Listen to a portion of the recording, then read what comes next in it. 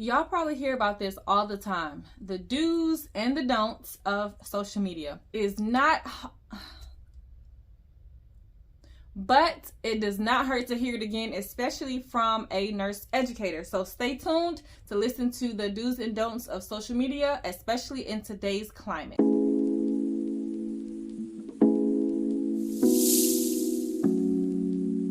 I want to set you guys up for success, especially if you are a new grad and have never ever been a nurse before. Being on social media in today's climate will for sure get you fired if you do the wrong thing or say the wrong thing on an online platform. I understand that these funny videos and memes of staff, especially nurses inside of a hospital, and they're doing these videos online and posting them. Trust me, I understand that it is funny. I catch myself rolling all the time. But it is important to understand that things like that can actually get you fired because they may violate the clause of the facility or the hospital that you're working in. The first thing is kind of a point that is well known. It is just gossiping and having a HIPAA violation.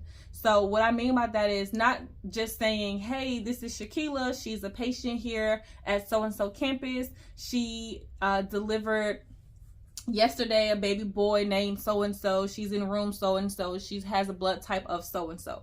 Yes, all of those things are HIPAA violations, but if you were to just post about this patient status online and left out all of the MRN number, left out her birthday, left where she had her baby at, left out her name, all of these things, but you still gave a detailed account of something specific that happened with her, and then she was to go ahead and go online and see that you're talking about her because she can identify what you're saying as you know, a story about her, that is legally violating HIPAA. Yes, using identifiers is a normal, what we all consider a normal violation of HIPAA, but using other words and things to describe a patient is also a violation as well. Some hospitals actually have people that they hire who comb social media looking for things like this. That is all they do all day long, is search and search and search on social media for posts about the hospital itself, about the directors or the board of directors, about the patients, about how hard it is, about having 10 patients. Like, they comb social media for these things. So you don't want to get caught up in that whirlwind of being a part of this new phase of kind of dissing your employer, unless you have somewhere else to go after that. No, I'm just kidding. Don't do that. Let me just say this. There are haters. There are people who will sit there and say, well, she was mean to me today for whatever reason. You may not have even been mean to her. But what she could do is go online, go on social media, find something of yours, and turn around and turn it into her or your superior and say, well, I saw so-and-so doing this online. I think she needs to be reprimanded. And maybe it's not as serious as you think it is, but maybe on some level it does violate the HIPAA violation or the HIPAA rule at your hospital. And now they have to reprimand you, fire you, put you on leave, whatever the case may be, just because someone that was hating because you maybe either didn't want to help her while you on your break, maybe because you didn't want to swap a shift with her, a myriad of reasons. If you must be on social media, if that's something that you just have to do, please, please, please do not have your badge just showing full face to the camera. Flip that bad boy over. Try to hide the pieces of information that denotes where you work. Now, there are some fans. You may have some fans. I don't have fans. You may have followers. You may have people who are just genuinely interested in you and your life. And if they get to the point where they become super fans and now they're stalking you and they're trying to see where you're going next, what you're wearing, and all these other things, they could for sure figure out where you are based on your posts and your pictures and your videos and your this and your tags and all of that, and they can go find you.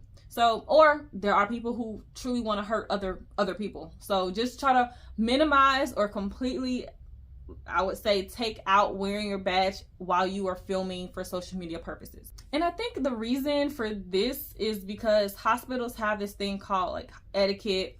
I mean, everyone has etiquette, but in their eyes, it is, say you are posting a video or a picture and doing a cute little dance with your back showing at home. Maybe you just got off work or what have you. And then the next day, maybe you are half naked, sitting on a chair, looking all spruced up and sexified. And maybe that's because you are representing, in the prior video, you are representing your hospital. Now they're saying, oh, this is what you're doing. You're basically saying that my hospital this establishment is okay with this, dress and this wear. That's nobody's business what you do or don't do outside of work. I mean, if you want to do that, that's totally fine.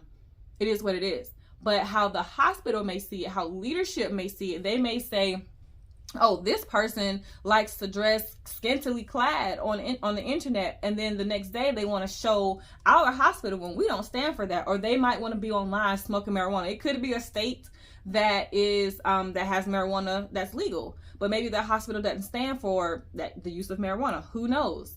But if you are doing certain things online, they can for sure, because like I said, those are people that comb the internet all the time. They can for sure look up your information and figure out where you are, what department you are, give your manager a call, give them a heads up and say, hey, this person will probably be let go because of these different reasons. Never, let me say this again, never, ever, ever complain about your employer online. We all have our gripes. We all have our gripes about whatever the case is. The employer, the supervisor, the manager, the patients, the staff, the whatever it is. We all have our gripes. But you do not want to be caught, like I said, in that whirlwind of social media craziness and be the name that they pluck up for today. And now you are being caught up in that and having to go through disciplinary actions because you talk dirty about your employer. Just don't do it. Never. Taking pictures and videos while you are on the clock. Now, I'm not saying you can't do it. I've seen people take videos and pictures of them walking in the halls and things like that.